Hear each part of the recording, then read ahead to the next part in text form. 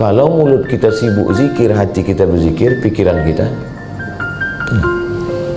Itulah makna ayat ala bi dzikrillahi tatmainnul qulub. Orang tarekat Naqsyabandiyah wajib satu hari 5.000 zikir wajibnya. Allah Allah Allah Allah Allah Allah Allah Allah Allah Allah Allah Allah Allah Allah Allah. Itu maka pikiran kurang, dia memikirkan yang negatif dan ditolong Allah. Allah yang menolong kita.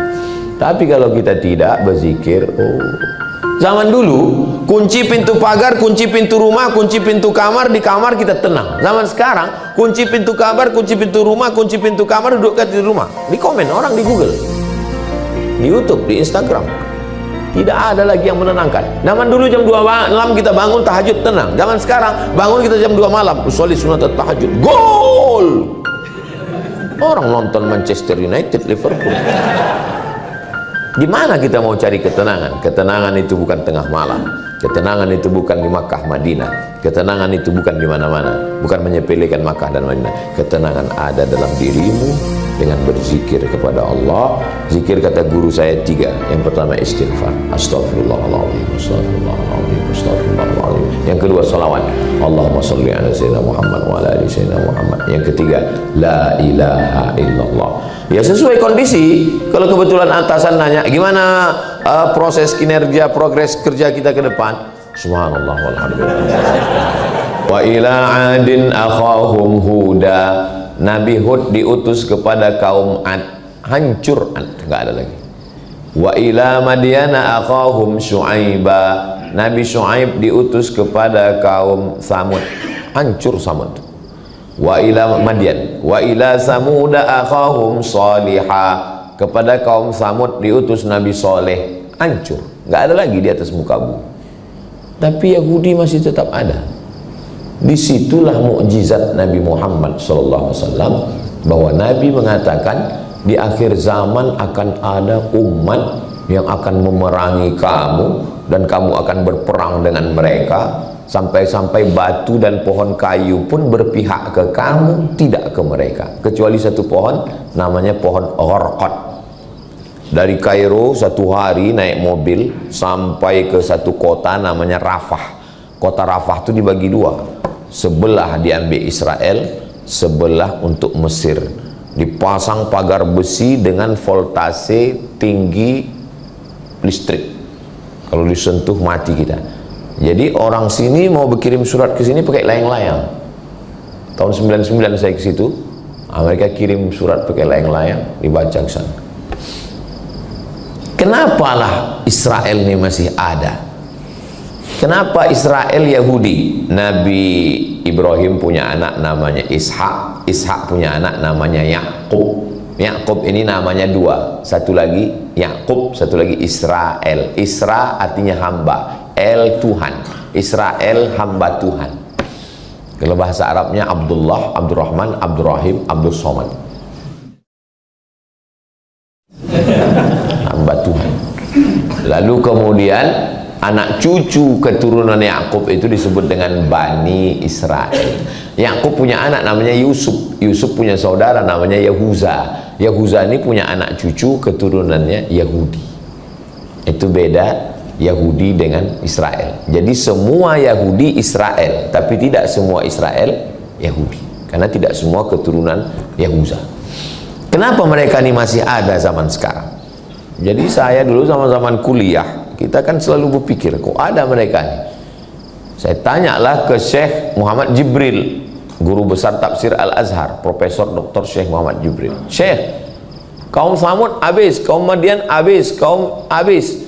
Kenapa kaum ini disisakan Allah sekarang? Syekh Muhammad Jibril tersenyum, kata dia, kalau Israel dihancurkan Allah juga, apalah tiket kau masuk surga? Oh, rupanya itu disisakan Allah untuk kita rupanya. Makanya kalau punya pasukan bala tentara, kirimkanlah ke sana untuk menghantam Israel. Tentara Palestina yang sudah dijajah sejak 1946. 1946 mulai Israel itu masuk comot Palestina itu. 1945 kita merdeka, 1946 mereka terjajah. Sampai sekarang 2024, duit tak ada, di embargo, susah. tapi tentaranya masih ada, tetap berjuang, nggak mati-mati tentara itu. Tentara Israel begitu tertangkap oleh Hamas, ditarik, dibuka bajunya, pakai pampers. Itu kencing-kencing mereka menghadapi Palestina itu. Kenapa? Karena orang kita berjuang untuk mati. Orang kita kalau sudah berjuang itu niatnya mati syahid. Iskariman, hidup mulia, au mut syahidan, atau mati syahid. Mereka berjuang karena gaji, karena dolar. Makanya kalau sudah ditempatkan, kamu pasukan ke depan besok melawan Palestina, langsung orang itu ke supermarket beli pampers. Kenapa ini masih disisakan Allah SWT? Untuk menengok mana yang pejuang, mana yang pecundang. Bisa juga untuk baju kaos. Buat gambar Masjidil Aqsa besar, bawah, untuk melihat mana yang pejuang, mana yang pecundang. Jangankan berjuang ke Palestina, masalah memboikot aja masih diejek-ejek orang. Jangankan orang biasa, ustadz pun masih makan produk-produk. Kita mesti melawan Israel, menolong Palestina, takbir, Allahu Akbar. Selesai acara, ustadz yang bilang melawan tuh makan donat buatan Israel di airport. Datang Ustadz Tengku Zulkarnain, tadi bapak ustadz bilang kita melawan Israel, itu kan produk Israel, kenapa dimakan? Setiap rupiah yang kita beli itu akan mengirim beli senjata untuk membunuh saudara kita. Kenapa produk ini masih bapak makan? Apa kata dia? Ini adalah Israel, mesti kita selesaikan.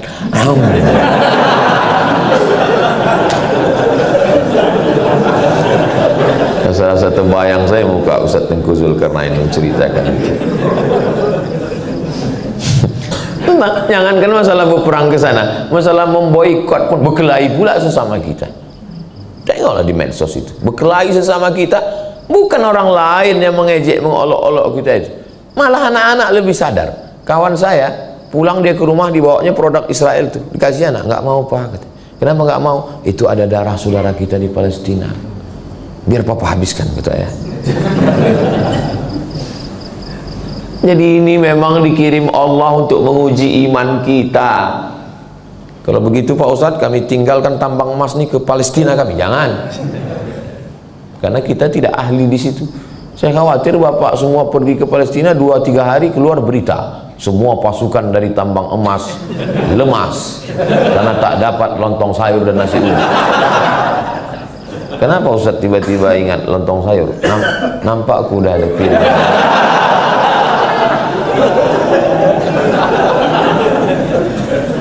Kalau Tuhan main gasing, jangan dibawa ke kota Makkah. Kalau sudah nampak aku piring, hilang pula materi ceramah.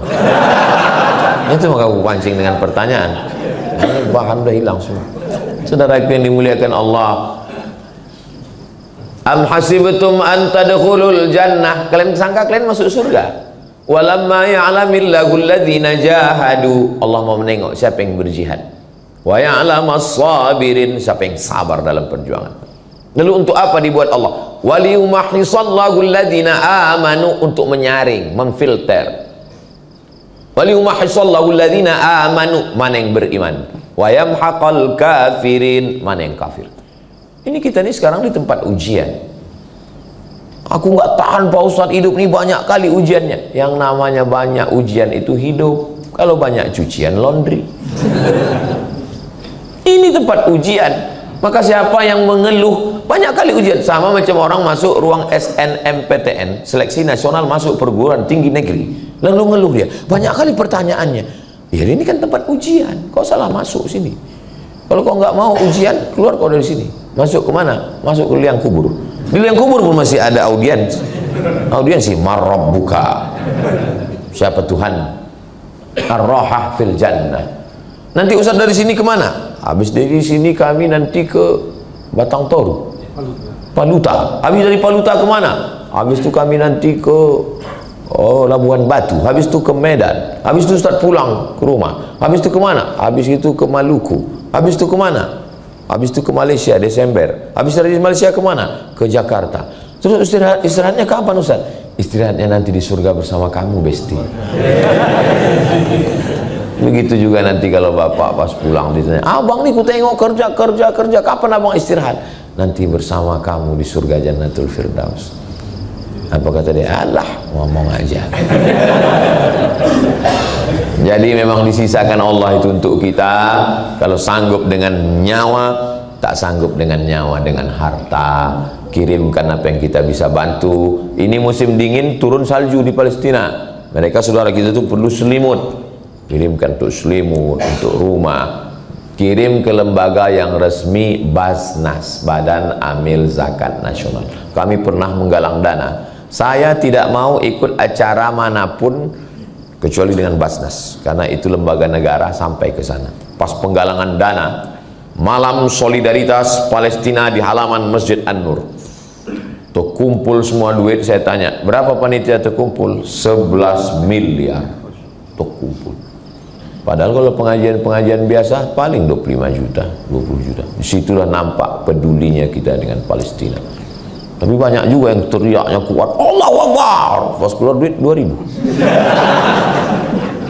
Pas ditanya, oh kok kuat kali takbir? Kita Pak Ustadz kadang lemah di sini, kuat di sini. Jadi juga lah ada semangat dia kan. Mau dia bertakbir, jadilah itu lah. Nah, jadi ini memang sengaja ini. Jadi puncaknya nanti 5 syaratnya. Mereka sedang menunggu namanya Mesiah.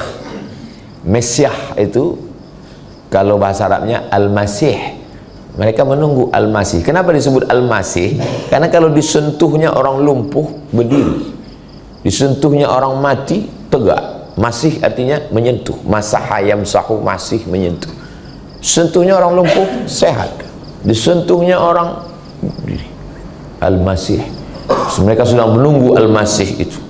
Al-Masih Isa Pak Ustaz. Al-Masih yang asli namanya Al-Masih Isa. Al-Masih yang KW namanya Al-Masih Dajjal. Dajjal itu KW. Makanya kalau ada ibu-ibu pakai gelang emas tapi palsu, itu namanya emas KW, emas Dajjal. Emas yang asli itu di Martabe. Sampai mana tadi, lupa pula. Jadi mereka sedang menunggu Mesiah ini datang. Mesiah itu mau turun ke bawah, syaratnya 5. Yang pertama, kuasai Palestina. Itu mengapa mereka menguasai Palestina 1946. Karena Mesiah itu sedang di langit, sedang nunggu dia. Kalian mau aku turun, kata dia. Mau kalian aku turun? Nah, kalian ambil Palestina ya. Nah, itu maka mereka ambil Palestina. 5 juta Yahudi dari seluruh dunia sudah pulang ke Palestina. 5 juta orang sekarang. 5 jutanya dia, bukan banyak, 5 juta. Kita hampir 300 juta. Andai serentak kita terkencing bersama, pipanya kita arahkan ke sana, mati orang itu tenggelam. Apalagi kencing dari kita ini dahsyat, jengkol sama petai, baru kena anginnya aja pingsan.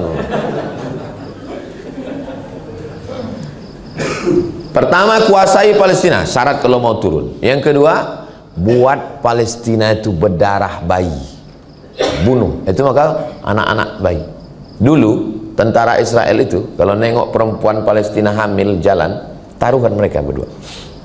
Taruhan. Itu bayi dalam kandungan itu laki-laki apa perempuan? Yang satu bilang laki-laki, yang satu bilang perempuan. Tangkapnya, cobeknya, pop, keluarkan bayi. Yang bercerita itu guru kami dari Makkah Al-Mukarramah. Begitulah sadisnya tentara Israel.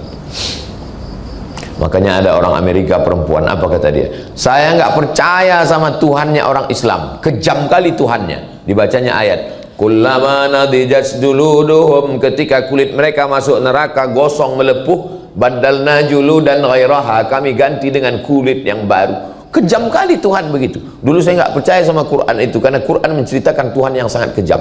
Setelah peristiwa Israel ini, memang cocoklah neraka itu diciptakan untuk mereka, dan bersyahadat dia masuk Islam. Sudah saya posting videonya di Instagram yang followernya 9 juta itu. Maksudnya yang belum follow lah. Syarat yang kedua, buat darah diserak supaya dia mau turun. Yang ketiga, apa dia? Seluruh Yahudi yang ada di dunia pindah ke situ. Yang keempat, hancurkan Babel, karena Babel dulu tempat penjaranya Israel. Babel waktu itu nama rajanya Nebukadnezar. Nebukadnezar memenjarakan, membunuh, dia balas dendam. Babel harus dihancurkan. Babel itu bukan Bangka Belitung, Babel Irak. Makanya setiap naik presiden Amerika, yang pertama dia lakukan membombardir Irak. Saya paling sakit hati saya sama George Bush lah. Kenapa? Karena saya mau S2 di Universitas Saddam Hussein tahun 2002. Kami haji jumpa sama kawan-kawan. Kau S2 di mana? Di Irak, di Baghdad. Di mana? Universitas Saddam Hussein. Kenapa kau belajar di sana? Gratis. Cocoklah saya mencari beasiswa. Tiap tahun bisa haji, naik bis dari Baghdad ke Madinah. Cocok. Begitu saya selesai kuliah, mau ke Baghdad, Universitas Saddam, dibom George Bush, rata universitas itu dengan tanah. Akhirnya saya pergi ke Maroko. Kalau enggak, udah jurusan Saddam saya ini pulang. Yang kelima, mau mereka turun, Mesiahnya itu mau turun, hancurkan Masjidil Aqsa nih. Ini Masjidil Aqsa. Ini sekarang sudah digali mereka terowongan keliling, terowongan. Nanti Masjidil Aqsa itu akan turun jatuh ke bawah, bam, baru mereka bangun di atasnya Temple of King Solomon. Tulis di Google, Temple of King Solomon, Raja Solomon. Mereka mengotak-atik Nabi Sulaiman seakan-akan punya mereka. Quran datang meluruskan, Nabi Sulaiman bukan raja kalian. Nabi Sulaiman adalah nabi, salah satu nama anak Nabi Daud. Nama ayahnya Daud, namanya anak Sulaiman. Kata mereka Solomon. Ada pula penulis Indonesia mengatakan Nabi Sulaiman itu kerajaannya sampai ke Indonesia, ke Yogyakarta, Sleman.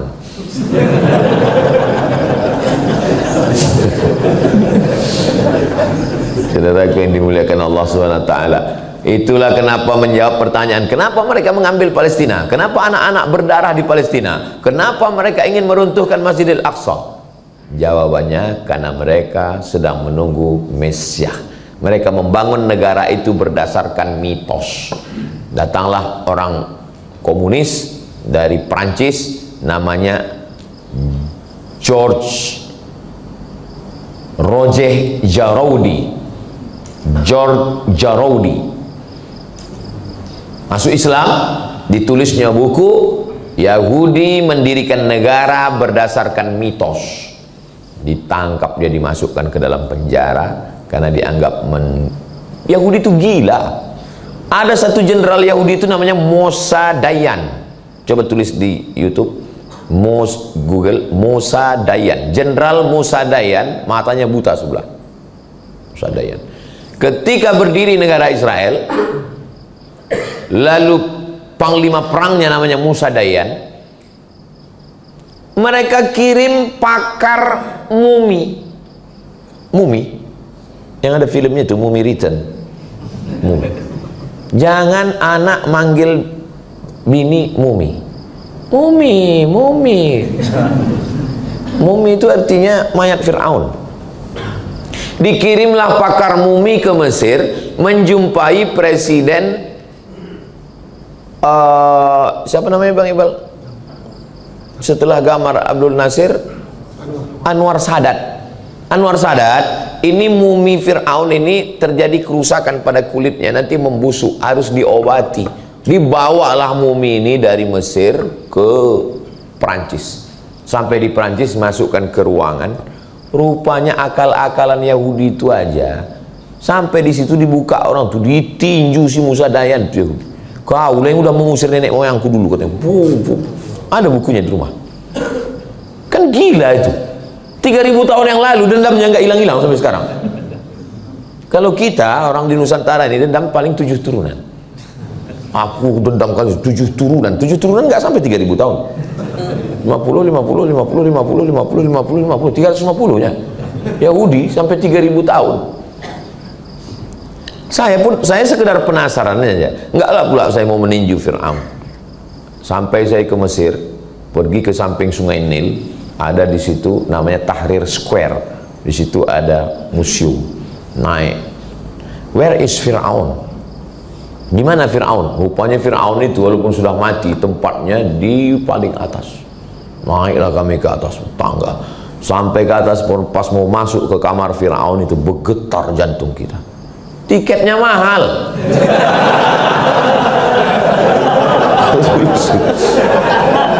100, dulu 100 pon. Beasiswa kita 162. Lebih dari 50% beasiswa. Setengah bulan awak puasa sunat. Masuk ke dalam menengok. Dia di dalam kotak kaca. Dalam kotak kaca tak berbaju, pakai anduk aja. Makanya siapa yang suka pakai anduk keluar? Saya tengok dekat-dekat gini. Ini kaca saya tengok, saya perhatikan hidung. Oh, rambutnya macam rambut jagung merah. Hidungnya mancung, mulutnya begini. Pas saya tengok matanya, takut pula saya dikedipnya gini. Kaulah rupanya Fir'aun. Diabadikan Allah. Apa kata Allah? Al-yawma nunajjika bibadanika. Hari ini kami selamatkan jasadmu, tak hancur. Untuk apa? Litakuna liman khalfaka ayah, supaya menjadi tanda-tanda bagi orang setelahmu bahwa pejabat penguasa akan mati. Makanya perlu juga setelah pelantikan seluruh bupati, wali kota, gubernur se-Indonesia dibawa jalan-jalan ke Mesir untuk berkunjung ke Fir'aun. Itulah akhir. Saya kalau ada yang mau buat nanti mau saya jadi guide-nya. Jadi pas di depan Fir'aun itu ceramah kita, wahai bupati, gubernur, wali kota, inilah akhir kalian nanti, gitu kan. Bagus kalau ada yang membuat program. Saudara yang dimuliakan Allah Subhanahu wa taala, berakhir. Bukan main gagahnya dia mengejar Nabi Musa, dikejarnya Nabi Musa, lalu sampai ke Laut Merah itu dipukulkan Nabi Musa, tongkat itu terbelah Laut Merah. Nabi Musa pun lewat. Begitu sampai ke ujung, datang Fir'aun mengejar di tengah, berbalik laut itu, pus, tenggelam, habis. Matinya sangat menyakitkan Fir'aun itu. Matinya macam mana? Tersedak air garam tengah laut. Kalau mau tahu rasanya mati Fir'aun, nanti balik dari sini ambil garam, masuk, habis itu sedak. Begitulah sakitnya Fir'aun. Kan mumi itu banyak, mumi. Kenapa pakar ahli yakin bahwa mumi itulah yang Ramses II yang mengejar Fir'aun itu? Kenapa? Setelah digali, dibuka paru-parunya, ada garam di dalam. Paru-paru kita ini nggak akan bisa mungkin masuk air, karena setiap masuk, makanya waktu sedang minum nggak boleh ngomong. Itulah aku bilang masuk kan, batuk. Kenapa batuk? Karena begitu air masuk ke dalam, kita langsung otomatis menolak. Paru-paru hanya masuk udara. Ada dua saluran, saluran air, saluran udara. Maka saluran udara ini kalau diisi air, dia akan keluar dengan sendiri. Tapi di dalam paru-paru Fir'aun garam. Kenapa? Masuk air garam itu ke tempat nafas, itulah mati yang paling menyakitkan. Waktu tenggelam dia apa kata dia? Amantu bi Rabbi Musa wa Harun. Aku percaya kepada Tuhan yang disembah Musa dan Harun. Pintu taubat sudah tertutup. Mampuslah kau Fir'aun. Neraka jahanam tempat Fir'aun. Inna Fir'auna wa Hamana wa junudahuma kanu khatiin. Fir'aun, Haman dan tentaranya. 3. Fir'aun, Haman. Haman adalah orang cerdas, penasehat yang selalu menasehati Fir'aun untuk jahat. 3. Haman, Fir'aun, wa Haman, wa junudahuma, dan pasukan bala tentaranya. 3 ini kena. Nah, hari berganti, musim berubah, pertarungan masih tetap berlanjut. Sampai kapan? Sampai akhir dunia. Dan mudah-mudahan kita, anak cucu kita istiqomah semuanya, insya Allah. Hebat juga pertanyaan ini. Memang orang martabe ini cerdas-cerdas ya. Pertanyaan itu berkualitas. Habis setengah jam untuk satu Baik, syukur. Dari Ahmad boleh? Baik, dari Ahmad saya bacakan.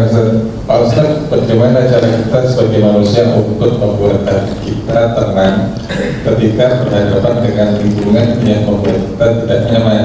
Dikarenakan ada orang yang pilih, tetapi dia juga harus orang lain untuk tidak menyukai kita. Bagaimana tanggapannya Pak Ustaz? Letaknya tenang itu di mana? Bukan di mata, bukan di tangan, bukan di kaki, bukan di mulut. Letaknya tenang itu adalah di hati. Berdegup, berdetak, 2 jari bawah sebelah kiri. Kalau masih berdegup, alhamdulillah. Kalau tak berdegup, kasih tahu pimpinan, kain kapan udah siap. Disitulah letak ketenangan itu. Lalu siapa yang menurunkan ketenangan itu? Apa yang dicari orang-orang kaya, pejabat-pejabat, artis-artis di kota metropolitan, kota besar? Makin besar kota, makin hebat. Apa yang dicari? Yang dicari ketenangan. Masuk ke diskotik, masuk ke night club, dugem. Orang dugem itu yang mau dicarinya ketenangan. Dugem itu artinya duduk sambil gemetar. Macam tahu aja Ustaz nih. Dengar lagu dangdut, enggak juga tenang. Masuk K-pop, enggak juga tenang. R&B, enggak juga tenang. Happy metal, enggak juga tenang. Makan pil anjing gila, baru enggak tenang. Makan kecubung, mati. Yang dicari itu ketenangan. Padahal ketenangan itu kuncinya kata Allah, ala bidzikrillahi tatmainnul qulub. Dengan banyak berzikir hati menjadi tenang. Yang jahat itu kolesterol, bukan. Yang jahat itu asam lambung, bukan. Yang jahat itu adalah jantung koroner, bukan. Yang jahat itu adalah akal pikiran. Pikiran itu yang jahat. Nanti kalau kau pensiun kau makan apa, anak kau makan apa, bini kau makan apa, kau nggak bisa jalan lagi, kau bisa ansuran kau banyak, semuanya kredit, mobil kredit, rumah kredit, bini kau pun hampir kredit. Yang jahat itu pikiran. Makanya apa yang membuat pikiran? Makanya ketika ke rumah sakit, kelihatannya bapak sudah jaga dietnya, makanannya sudah bagus, cuman bapak banyak pikiran. Nah, ini kita kasih obat ya. Ini obat penenang Pak. Akhirnya pas dimakan berhenti berpikir. Pas bangun berpikir lagi. Nanti setelah pensiun makan apa? Makan lagi Pak, katanya. Pas bangun pikir lagi. Nanti kalau aku begini mau makan apa? Anak macam mana, menikahkan anak macam mana, digaji tak naik-naik, ini belum cair lagi. Makan lagi Pak, katanya, tidur lagi. Makanya orang suka makan pil obat penenang. Artis-artis, pejabat-pejabat, tenang, biar supaya tenang. Pergi ke rumah, tertulis di depan rumah spiritual, mendatangkan ketenangan. Tulisannya apa? How you can stop your mind. How, bagaimana? You, kamu, can, bisa, stop, menghentikan your mind. Bagaimana bisa menghentikan pikiran? Pejamkan mata, amati nafas, hembus, tarik dalam, hembus. Lupakan semua beban, lupakan anak, lupakan istri. Sudah lama lupa Pak. Tarik nafas, fokus pada nafas. Tarik ke atas pelan-pelan. Tahan. Tut, kentut, ada yang terkentut. Buyar konsentrasi. Dalam Islam kita tidak diajarkan bersemedi meditasi. Kosongkan. Coba pas sedang kosong mati kau suul khatimah. Kosong enak aja kau kosong. Kita tidak diajarkan meditasi, kita tidak diajarkan minum khamar, kita tidak diajarkan pakai sabu narkoba. Kita diajarkan menyibukkan ini sehingga ini ditolong Allah untuk tenang. Asal sudah sibuk ini, makanya tadi selesai sholat saya ajak berzikir, la ilaha illallah la syarika lahu, lahul mulku wa lahul hamdu, Allahumma antas salam wa minkas salam wa ilah. Subhanallah, subhanallah, subhanallah, subhanallah. Kalau kuat di sini, lemah di sini. Kalau kuat di sini, lemah di sini. Kuatkan dia di sini. Subhanallah, subhanallah, alhamdulillah, alhamdulillah, Allahu akbar, Allahu akbar. Ada tasbih itu 100. Afdalu dzikri fa'alam annahu la ilaha illallah, la ilaha illallah. Ustadz, Habib, Kiai, Tuan Guru, saya ini sedang susah hati, sedang galau, banyak itu, banyak ini, musibah segala macam. Bagaimana? Kau bersolawat satu hari 1000 kali. Bingung orang nih, kok 1000 kali? Sebetulnya tujuannya ketika mulut bersolawat, hati ingat Nabi, ini stop. Makanya orang gila sehat. Kenapa? Dia tak berpikir. Tapi bukan saya ngajak kita gila semua. Yang kita buang dengan zikir itu adalah pikiran-pikiran negatif. Saya menemukan sendiri, tak dapat saya dari mana. Ketika almarhumah mak saya meninggal, memang pikiran saya selalu saya menyalahkan diri saya. Kenapa kau tak bangunkan rumah mak kau? Kenapa kau tak belikan dia mobil mewah? Kenapa kau tak bawa dia jalan-jalan? Kenapa kau tak belikan dia baju bagus? Kenapa tak kau belikan dia emas? Kenapa tak kau kasih dia? Kenapa? Padahal udah saya buat semua. Pikiran saya selalu menyalahkan saya. Akhirnya saya menemukan sendiri untuk menghentikan pikiran. Setiap ingat saya bacakan Al-Fatihah. Untuk almarhumah mamaku Al-Fatihah. Auzubillahi minasyaitonirrajim. Bismillahirrahmanirrahim. Alhamdulillahirabbil alamin. Ketika saya baca Al-Fatihah, hati saya tenang, pikiran baru saya menemukan, oh, kalau mulut kita sibuk zikir, hati kita berzikir, pikiran kita tenang. Itulah makna ayat ala bidzikrillahi tatmainnul qulub. Orang tarekat Naqsyabandiyah wajib satu hari 5.000 zikir wajibnya. Allah Allah Allah Allah Allah Allah Allah Allah Allah Allah Allah Allah Allah Allah Allah Allah. Itu maka pikiran kurang dia memikirkan yang negatif dan ditolong Allah. Allah yang menolong kita. Tapi kalau kita tidak berzikir, oh, zaman dulu kunci pintu pagar, kunci pintu rumah, kunci pintu kamar, di kamar kita tenang. Zaman sekarang kunci pintu kamar, kunci pintu rumah, kunci pintu kamar, duduk di rumah. Di komen orang di Google, di YouTube, di Instagram.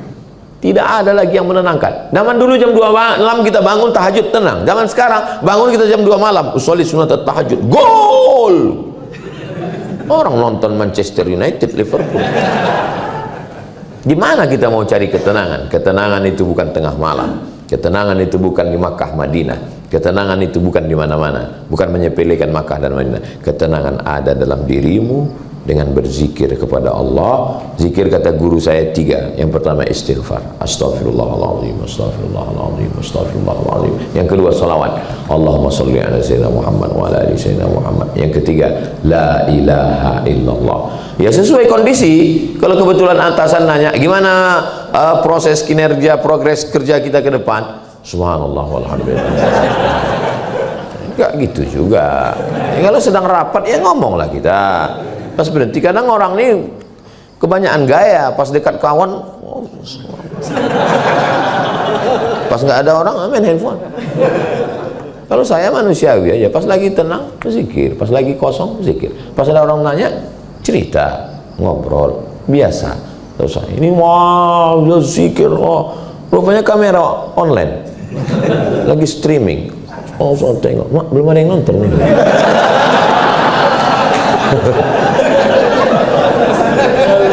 Nah, jadi zikir tak usah banyak-banyak, istighfar, salawat, la ilaha illallah. Istighfar, salawat, la ilaha illallah. Wallahu a'lam. Izin Ustaz, satu lagi Ustaz, dari awal Ustaz, bagaimana peranan muslimah dalam bekerja di Maktabi menjadi dakwah dan berkah dan sekalian dapat jodoh?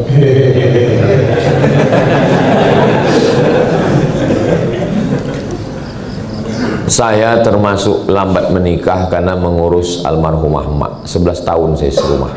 2008 pulang kuliah, 2019 dia meninggal. 11 tahun saya urus. Jadi kalau masalah ngurus sama orang tua, tanyalah sama saya. Jadi kalau sudah ada orang mau, kita mau, tak usah tunda-tunda nikah. Tak usah terlalu banyak berteori. Saya dulu berteori, saya tanya tetangga saya, kawan, "Gimana Pak kita tahu bahwa orang itu jodoh kita?" Kata dia, asal kita tengok bergetar itu jodoh kita. Lama kurun dong, asal tengok perempuan bergetar.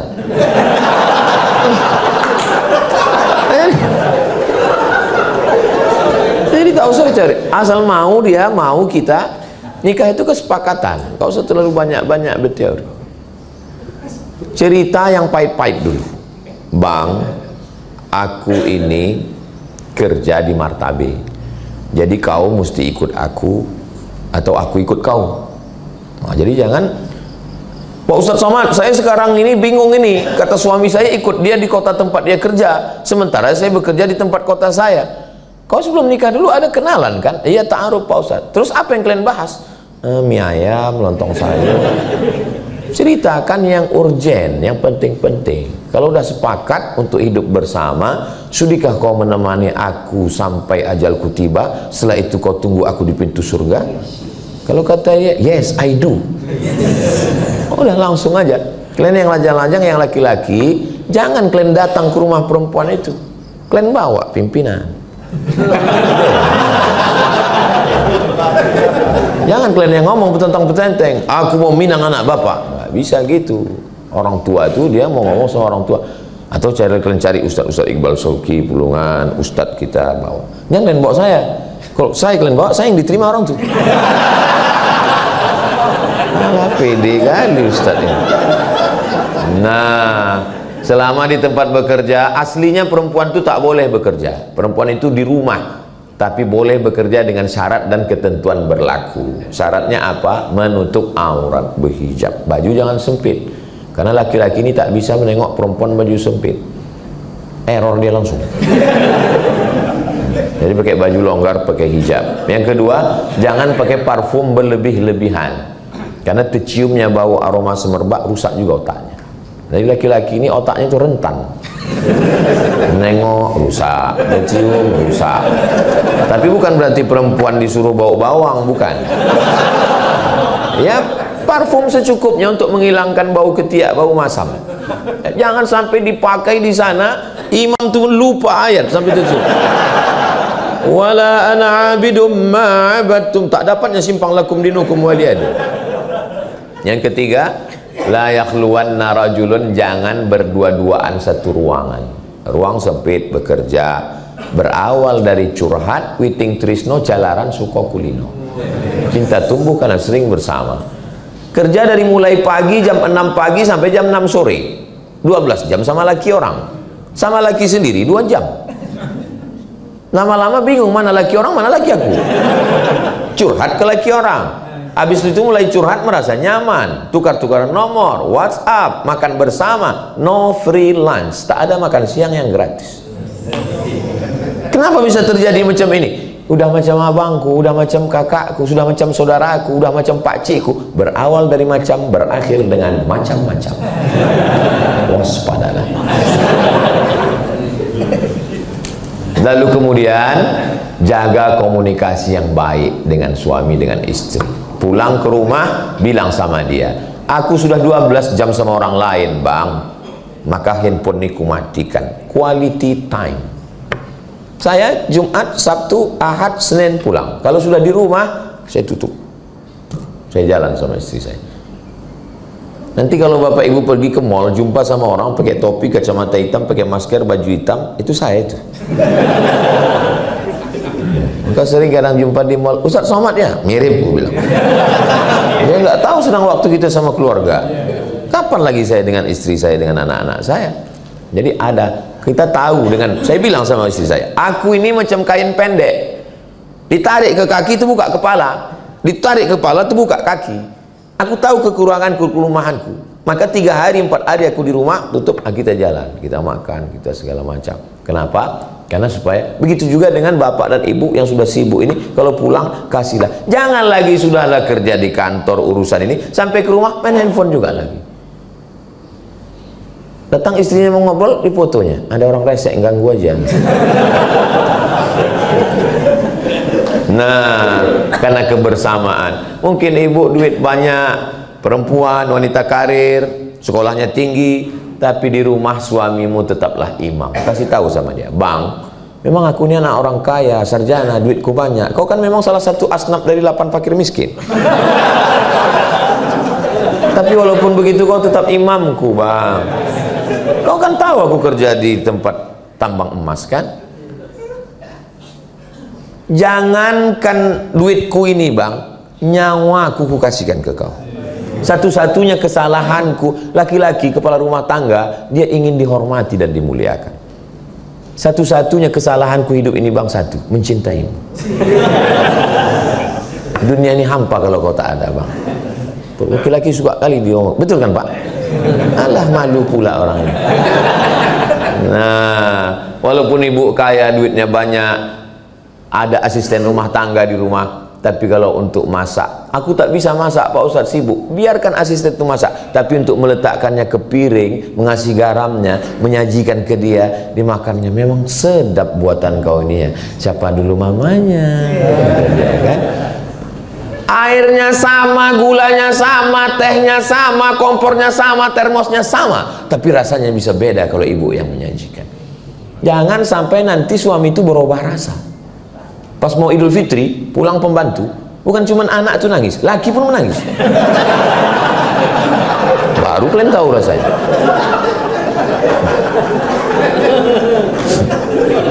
Berapa banyak sekarang laki-laki berselingkuh karena istri terlalu kaya, terlalu hebat, terlalu kuat, terlalu... Kenapa? Karena laki-laki kalau sudah dilemahkan, psikologisnya terganggu. Senapang angin pun tak hidup. Pas ditanya, ditangkap sama polisi, kenapa kau berselingkuh? Saya lebih tertarik dengan pembantu saya daripada istri saya. Kenapa? Psikologisnya terganggu. Makanya kalian perempuan yang berkarir yang hebat, muliakan suami kalian. Bilangkan, kaulah imam. Kalau tak ada kau, aku tak bisa sembahyang, bang. Itu tidak bohong. Memang kalau tak ada imam, cuma mau sholat. Muliakan dia, besarkan hatinya, hebatkan dia. Aku ni dia enggak ada apa-apanya. Aku ni anak orang susah. Sementara kau anak orang kaya, kau bekerja di tambang emas. Tak usah sebut-sebut itu, bang. Emas itu bagiku hanya setumpuk tanah busuk. Kau lah yang paling mulia. Gitu. Kau lah pangeran kodokku, bang.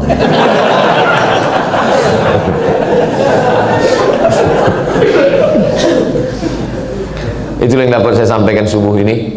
Saya sangka tadi tak bisa lama-lama tausiah ini. Rupanya bersama dengan orang-orang yang hatinya tulus ikhlas ini, ngomong pun bisa panjang lebar. Kenapa? Karena yang ada di hadapan saya ini orang-orang yang amanah. Amanah itu A-nya akidah, M-nya adalah mujahadah. Ustaz kok tahu? Itu ada tulisannya. Di akhir majelis mari kita sama berdoa, mudah-mudahan kita istiqomah. Keluarga kita sakinah mawaddah warahmah, anak-anak kita soleh dan solihah, akhirnya kita masih bersama, masuk surga bersama Rasulullah SAW.